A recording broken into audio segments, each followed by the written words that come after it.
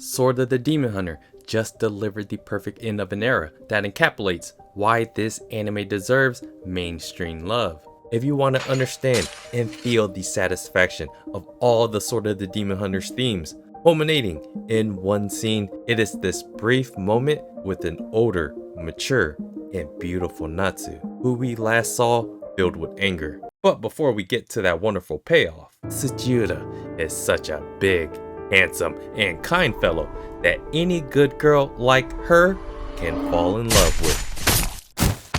Every demon that Jinya absorbs has the worst kinds of backstories imaginable. However, significant events always have their own rhymes or reasons as to what ultimately leads to such traumatizing outcomes.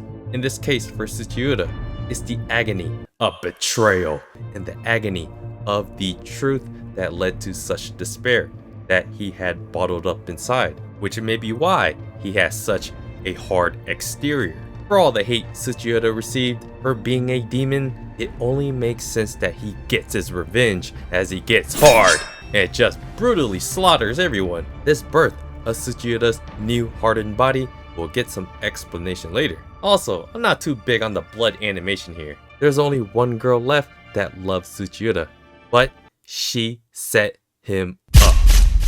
As the girl's life slowly fades away, it's clear that she was compromised in some way, and so Tsuchiura starts to feel the regret that he didn't believe in the girl he loved, who looks like she still loves him. The episode opens up with what looks like Japanese irises, symbolizing hope, rebirth, fleeting beauty.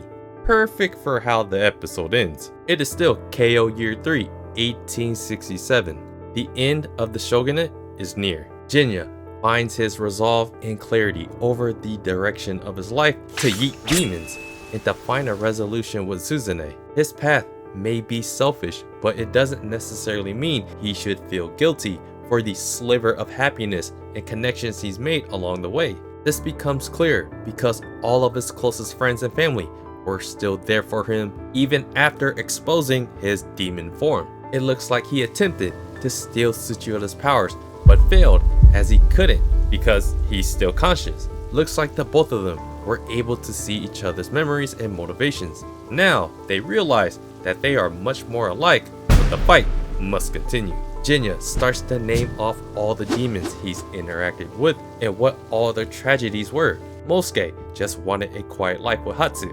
Hatsu just wanted to get back with Mosuke after being brutally assaulted. Ofu just wanted to be with her parents in her happiness garden. Unagi just wanted. Jinya brings up the demon from episode 1 that kicked the NTR in the face, stole him for a future plot, and explains her power of foresight. Jinya has further clarity about how demons form. From negative emotions spawn demons, and the powers they receive are the impossible desires they yearn for. Right now, Jinya isn't necessarily fighting Tsuchiura just physically. He's getting to the core of what Tsuchiura wants and why he was granted the ability to harden his body. Tsuchiura lies to himself that his loyalty to Yasuhide and being accepted by him is the only thing that mattered to him. Jinya points out Tsuchiura may be stronger, but he fights by casting everything aside. Even though deep down he knew he was wrong about what happened to his girl and couldn't accept that his lover's family was blackmailed into yeeting him.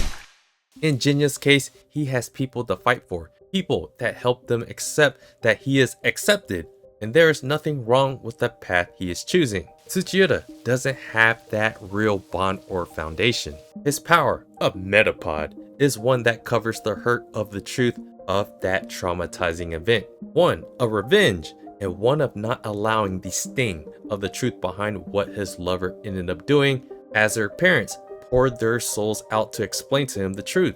With each blow, each memory, revealing the deep emotional regret his hardened body couldn't truly protect what he felt inside. The reality of a demon is one of trying to achieve an impossibility by obtaining power to cover their weaknesses. That weakness can stem from a trauma that can't be undone.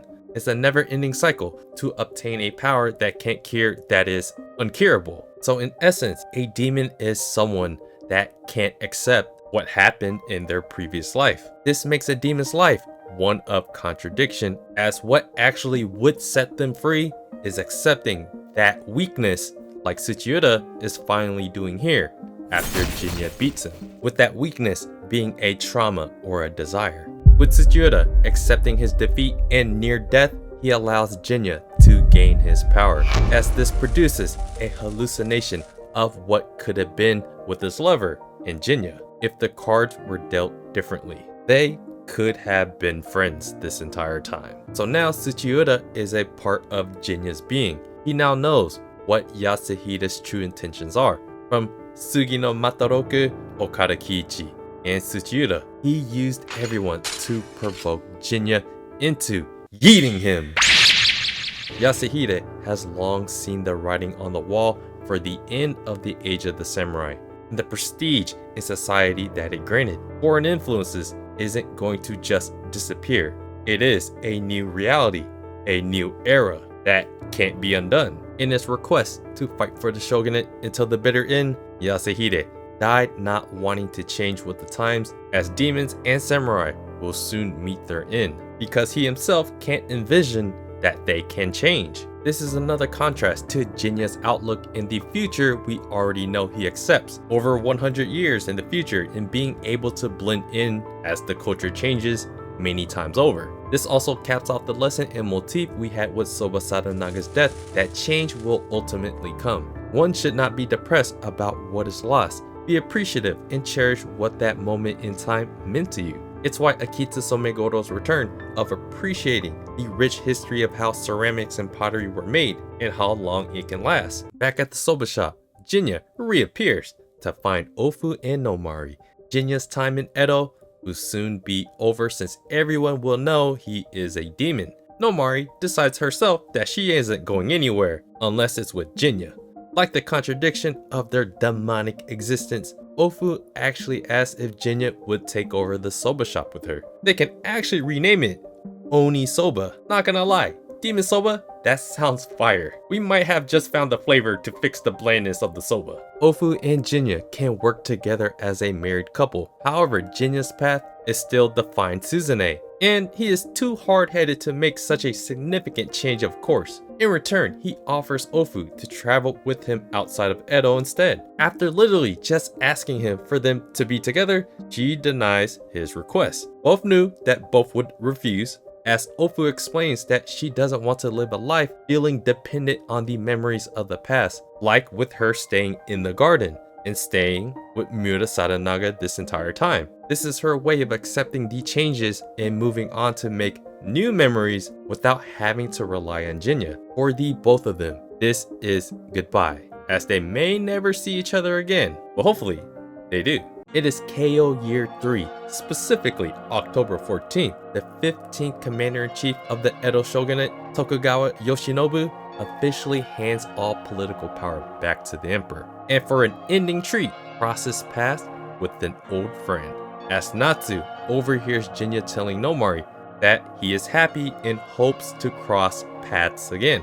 She acknowledges that she hurt Jinya's feelings, and there's probably some regret there, but her heart and demeanor seems to be one of forgiveness. And look at who else is here. Zenji. They are married. Good for them. Instead of holding hate in her heart, Natsu reminisces about the good times. Unlike the Ofu situation, where she hopes to see him again one day, Natsu gives a symbolic farewell and gives the final sayonara in a peaceful send-off for an end of an era. The episode ending with Natsu alongside the era of the shogunate officially being over is the perfect culmination of all the Sword of the Demon Hunter's themes in one character. Natsu's acknowledgement of her anger, forgiveness of Jinya, acceptance of change, giving a symbolic sayonara to Jinya as she reminisces about the good times like what Soba Sadanaga told Ofu and Jinya. It is in this very episode that we learn that you shouldn't hold onto trauma, as no amount of power can change what can't be undone. Jinya yeeting off his biological father after he turned to a demon, there was nothing else for him to be able to do. So, as an older, happier, more mature Natsu married to good guy Zenji, they are the perfect pairing at the exact time needed to symbolize all the qualities needed for change. She embodies all of Sword of the Demon Hunter's themes in this moment to give us this satisfying, appreciative end.